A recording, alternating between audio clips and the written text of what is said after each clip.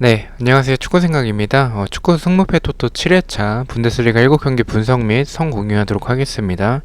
이번 주 같은 경우에는 주 중에 챔피언스 리그와 유로파 경기가 있는 팀들이 있기 때문에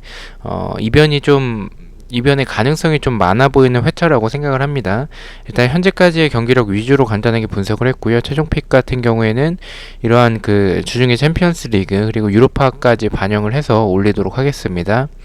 시작 전에 구독과 좋아요 한 번씩 부탁드리고요.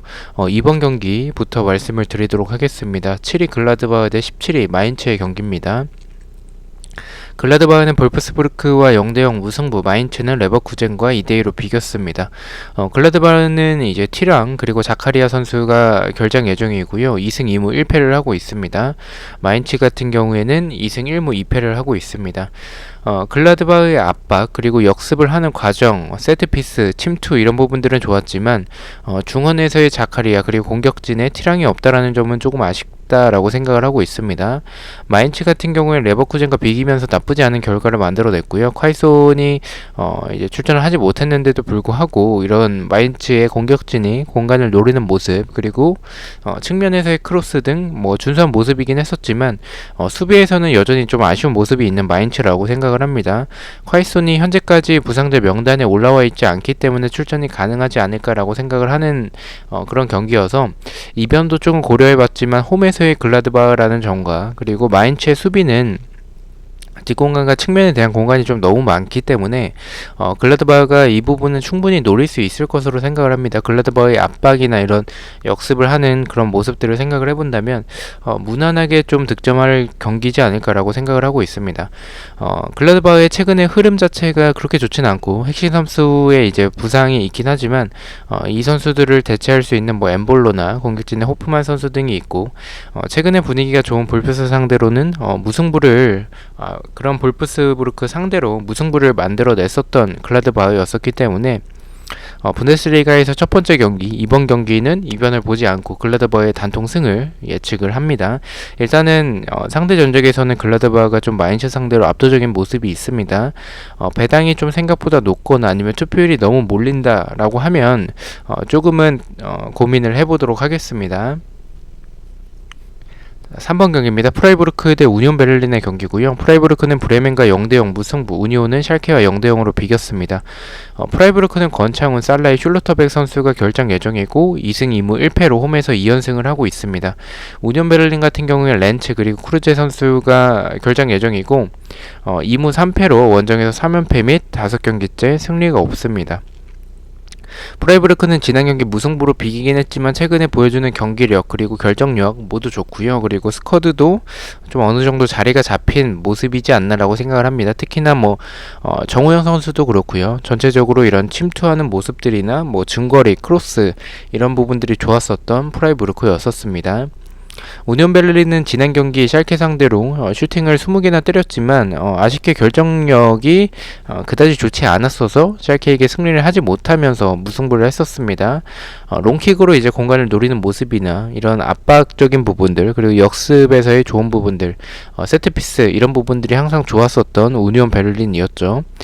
두 팀의 최근 경기력과 프라이부르크의 홈에서의 전적을 생각을 해봤을 때 이 경기는 프라이부르크의 사이드지 않을까라고 생각을 하고 있습니다. 우니온 베를린이 지난 경기 브레멘 상대로는 수비적으로 부족했던 부분이 중앙 공간을 내줬었던 부분 외에는 좀 적었었지만 샬케입니다.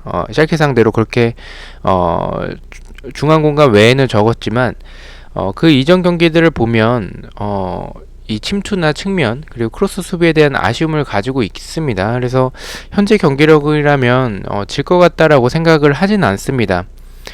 지금 프라이부르크가 이런 우니온 베를린의 이런 침투나 측면 그리고 크로스 수비의 약한 부분들을 생각을 해본다면 프라이부르크가 질 것 같은 그런 경기력은 아니라고 생각을 합니다. 다만 상대 전적에서 우니온 베를린이 프라이부르크 상대로 좋았었던 부분들과 프라이부르크 역시 좀 수비적으로는 공간이 좀 많다라는 점에 있어서는 이 경기는 좀 무승부까지 바쳐야 되는 경기지 않을까라고 생각을 합니다. 프라이부르크의 단통 승을 가기에는 조금 위험 부담이 있는 경기라고 생각을 하고 있습니다. 초안은 프라이부르크의 승무 투픽을 바라보고 있고요. 근데 이 경기는 투표율이 어떻게 나눠질지 모르겠지만 약간은 균등하게 나눠질 수도 있어서 그렇게 된다면 단통적으로 생각을 해보도록 하겠습니다.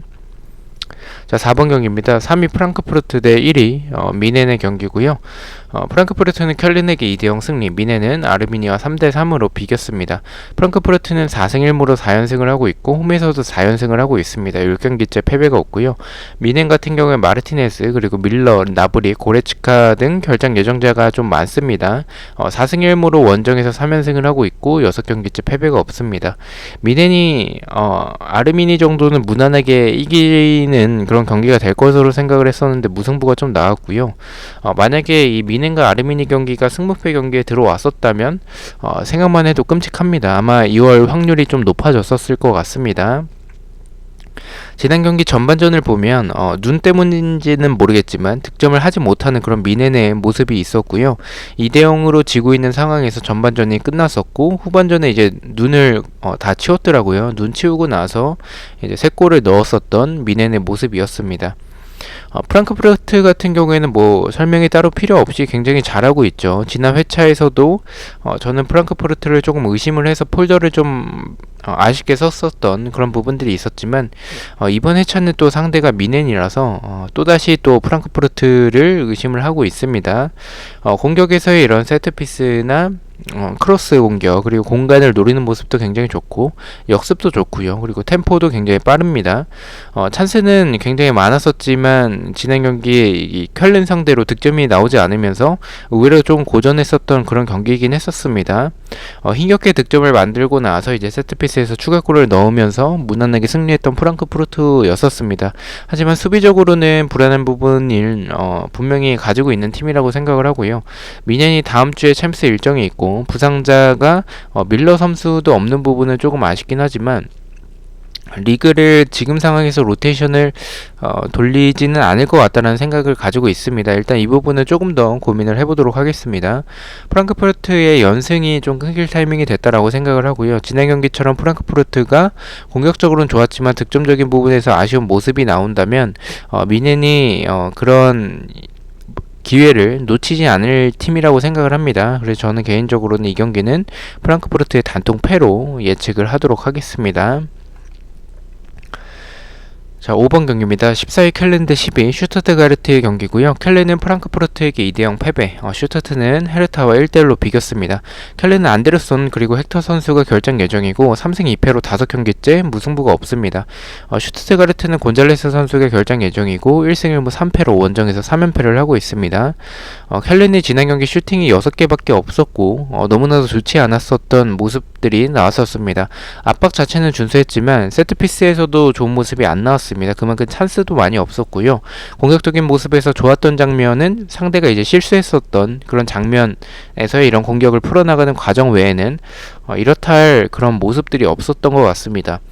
수비 같은 경우에는 프랑크푸르트 상대로 잘 막아내긴 했지만 크로스 수비에도 너무나도 취약했었고 침투 선수도 좀 많이 놓쳤고요. 뒷공간에 대한 불안함도 가지고 있는 팀입니다. 슈투트가르트는 곤잘레스가 없다라는 점 때문에 공격에서 답답한 모습이 나오지 않을까라고 개인적으로 생각을 했는데 예상과 다르게 너무나도 좋은 모습을 보여줬었고요. 와만기 투카나 뭐 쿨리발리 그리고 시즌 초에 좋게 봤었던 토미 선수가 이번 시즌 3경기밖에 출전을 하지 못했더라고요. 시즌 초반에 토미 선수가 굉장히 좋았었는데 드디어 부상에서 복귀를 했습니다. 슈투트가르트의 장점이 역습이나 이런 빠른 템포, 크로스에서의 그런 장면들, 그래서 공격에서 좋은 모습들을 지난 경기 보여줬었고요. 이 경기는 슈투트가르트가 곤잘레스가 없다라는 점에 있어서 결정력이 조금은 아쉬울 것 같긴 하지만 공격에서 좋은 모습을 만들어냈었다라는 점과 원정에서 좋은 이런 슈투트가르트 그리고 홈에서 좋지 않은 켈른의 경기여서 켈른이 일단은 공격과 수비에 모두 기대가 되는 팀은 아니라고 생각을 합니다. 이런 모습들을 종합적으로 봤을 때 저는 이 경기는 켈른의 단통 패를 바라보고 있고요.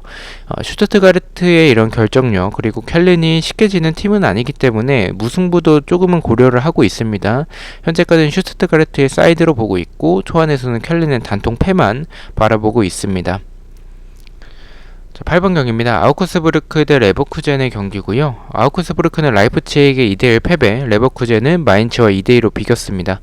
아우크스부르크는 핀보가손 그리고 얀센 선수가 결장 예정이고 1승 4패로 3연패를 하고 있습니다. 10경기째 무승부가 없고요. 레버쿠젠 같은 경우에는 주중에 유로파가 있습니다. 벨라라비, 벤더, 바움가르팅거 선수가 결장 예정입니다. 2승 1무 2패를 하고 있습니다. 아우크스부르크는 시즌 초반과 비슷하게 다시 좀 경기력이 좋지 않아지는 모습을 또 보여주고 있고요. 지난 경기 슈팅이 4개밖에 없었습니다. 물론 상대가 라이프치히였긴 했었지만 굉장히 좋지 않았고요. 세트피스나 이런 크로스, 풀백의 오버래핑, 역습 이런 부분들은 공격적으로 봤을 때 아우크스부르크의 장점이지 않을까라고 생각을 하고 있습니다. 수비는 역시 불안했고요. 레버쿠젠은 지난 경기 벨리 선수가 선발로 나오면서 디아비 선수가 왼쪽으로 갔었습니다. 원래 우측에서 나왔을 때 개인적으로 조금 더 좋은 모습이 있었던 것 같은데 이 좌측으로 나오면서 약간 아쉬웠던 부분들이 우측에 있을 때보다는 조금 더 있었던 것 같고요. 공격적으로 일단은 말씀드렸다시피 디아비가 조금 더 우측에 있을 때 이런 접고 크로스나 아니면 본인이 돌파하는 이런 모습들이 좋았는데 그 부분이 약간은 나오지 않았었던 모습이 아쉬웠고요. 알라리오 선수가 이제 선발로 나오면서 득점을 하긴 했지만 제공권이 좋은 선수는 아니라고 느껴지기 때문에 크로스 공격을 굉장히 많이 했었는데 그게 다소 비효율적이었다라고 생각을 합니다. 이 경기는 레버쿠젠을 믿어도 될지에 대한 고민이 좀 많았지만 상대 전적에서도 일단 레버쿠젠이 좀 압도적인 모습을 보여주고 있고 공격에서의 이런 좋았었던 모습들 그리고 레버쿠젠의 이런 좋았던 모습과 수비적으로 침투에 대한 불안함이 많았었던 그런 아우크스부르크라는 점에서 공격에서도 일단은 기대되는 모습이 적은 아우크스부르크이기 때문에 이 경기는 이변 없이 아우크스부르크의 단통 패를 예측을 하도록 하겠습니다. 일단 레버쿠젠의 주중에 유로파가 있죠. 그리고 레버쿠젠이 약간 도깨비 같은 모습, 약간 좀 불안하긴 합니다. 그래서 고민을 좀 많이 하고 있고요. 배당과 투표율도 조금 이 경기는 한 번씩 확인을 하고 배팅을 해야 될 경기라고 생각을 하고 있습니다. 자, 10번 경기입니다. 헤르타 베를린 대 라이프치히의 경기고요. 헤르타 베를린은 슈투트가르트와 1대1 무승부, 라이프치히는 아우크스부르크에게 2대1로 승리를 했습니다. 헤르타 베를린은 보야타 코르도바 선수가 결장 예정이고 1무 4패로 연패를 끊어냈습니다. 홈에서는 3연패를 하고 있고요. 7경기째 승리가 없습니다. 라이프치히는 주중에 챔피언스 리그가 있습니다. 포르스베리 그리고 라이머 선수가 결장 예정이고 4승 1패로 3연승을 하고 있습니다. 5경기째 무승부가 없고요. 경기력만 봤을 때는 라이프치히가 훨씬 더 좋죠. 헤르타 베를린보다는. 그리고 상대 전적에서도 우세하고 헤르타 베를린의 최근의 흐름 자체가 좋지 않기 때문에 라이프치히가 우세한 경기처럼 보입니다. 다만 헤르타 베를린이 홈에서 연패가 좀 길다라는 점과 라이프치히가 일단 연승이 좀 길다라는 점, 일정적으로 챔피언스 리그까지 있기 때문에 좀 불리한 라이프치히죠. 공간이 있을 때 헤르타의 공격진은 그래도 좋은 모습을 보여주는 팀이라고 생각을 합니다. 라이프치히가 수비적으로 봤을 때 공간을 적게 내주는 팀은 아니기 때문에 헤르타에게도 분명히 찬스가 올 것으로 생각을 하고요. 활동량을 많이 가져가는 라이프치히의 이런 팀 특성상 일정이 좀 타이트한 주중에 챔피언스 리그까지 있기 때문에 지금의 이런 상황에서 이변이 나오기 좋은 그런 모습이지 않을까라고 생각을 합니다. 그래서 좀 이변 쪽도 생각을 하고 있고요. 다만 헤르타 베를린의 결정력은 좀 믿을 만한 팀은 아니기 때문에 역습 찬스에서 득점을 한다면 이변이 나올 수도 있겠지만 그렇지 못할 가능성이 훨씬 높기 때문에 저는 이 경기는 이변까지 일단은 포함해서 지우는 게 좋지 않을까라고 생각을 하고 있습니다. 초안은 승무패로 지우도록 하겠습니다. 이변이 나오기 좋은 타이밍으로 생각을 하고 최종픽 때 좀 투표율이 몰리는 경기라면 최종픽에서도 좀 지우는 쪽으로 선택을 할 것 같습니다. 근데 최근 흐름 봤을 때는 라이프치히 쪽으로 좀 투표율이 많이 몰릴 경기인 것 같아서 아마도 최종픽에서도 지우는 판단을 하지 않을까라고 생각을 하고 있습니다. 자, 마지막 경기입니다. 호펜하임 대 브레멘의 경기고요. 호펜하임은 도르트문트와 2대2 무승부, 브레멘은 프라이부르크와 0대0으로 비겼습니다. 호펜하임은 주중에 유로파가 있습니다. 휘브나 악토구마, 리차드 선수가 결장 예정이고요. 2승 1무 2패를 하고 있습니다. 브레멘은 2승 2무 1패를 하고 있고 이제 2연속 무승부를 하고 있습니다. 이 경기는 개인적으로 호펜하임 사이드로 생각을 하고 있습니다. 지난 경기 때 이제 크라마리치는 없었지만 베브 선수를 활용한 이런 뒷공간을 노리는 모습, 그리고 역습에서 좋았던 부분들이 분명히 있었고요. 크로스 공격은 이제 호펜하임의 장점이죠. 브레멘이 일단은 부상자들이 복귀를 하면서 지난 경기 좋은 모습들이 어느 정도는 있었다라고 생각을 하지만, 수비적으로 봤을 때 침투 선수를 놓치거나 측면, 그리고 크로스 수비의 이런 불안한 모습들은 지금의 호펜하임의 경기력이라면 충분히 노릴 수 있을 것 같다라고 생각을 합니다. 이런 침투나 이런 부분들은 배부 선수를 또 활용을 하면 노릴 수 있을 것 같고, 이 크로스 수비 같은 경우에는 호펜하임이 크로스 공격이 어느 정도 좋은 팀이기 때문에 이 경기는 호펜하임이 좀 유리한 경기가 될 것으로 개인적으로 생각을 하고 있습니다. 투표율이 어느 정도 균등하게 분배가 될 가능성이 높은 경기라고 생각을 해서 승과 무승부 중에서 하나를 골라야겠다라고 생각을 했고요. 단통으로 좀 생각을 하고 있고요. 단통이라면 호펜하임이 승보다는 무승부 쪽을 생각을 하고 있습니다. 호펜하임이 찬스는 많이 만들어내지만 결정력이 좀 아쉬운 모습들이 많고요. 그리고 호펜하임의 뒷공간도 여전히 너무나도 좀 뒷공간이 많은 모습을 볼 수가 있습니다. 브레멘이 역습 속도가 빠르진 않지만 역습에서 준수한 모습을 가지고 있는 팀이라는 점과, 호펜하임이 이제 주중에 유로파까지 있기 때문에 일정적으로 좀 불리함, 이런 부분들을 고려해서 저는 이 경기는 승과 무승부 중에서 단통 무승부로 예측을 하도록 하겠습니다. 투표율이 호펜하임 쪽으로 몰린다면 승부 투픽도 일단은 고려를 하고 있고요. 근데 제 생각에는 50%가 넘어가지는 않을 것 같아서 이 경기는 일단은 단통 무승부 쪽으로 생각을 하고 있습니다. 자, 이렇게 분데스리가 7경기 공유를 드렸고요. 저는 내일 라리가 7경기 분석 및 초안픽 영상으로 찾아뵙도록 하겠습니다. 시청해주셔서 너무나도 감사드리고 구독과 좋아요 너무나도 감사합니다. 감사합니다.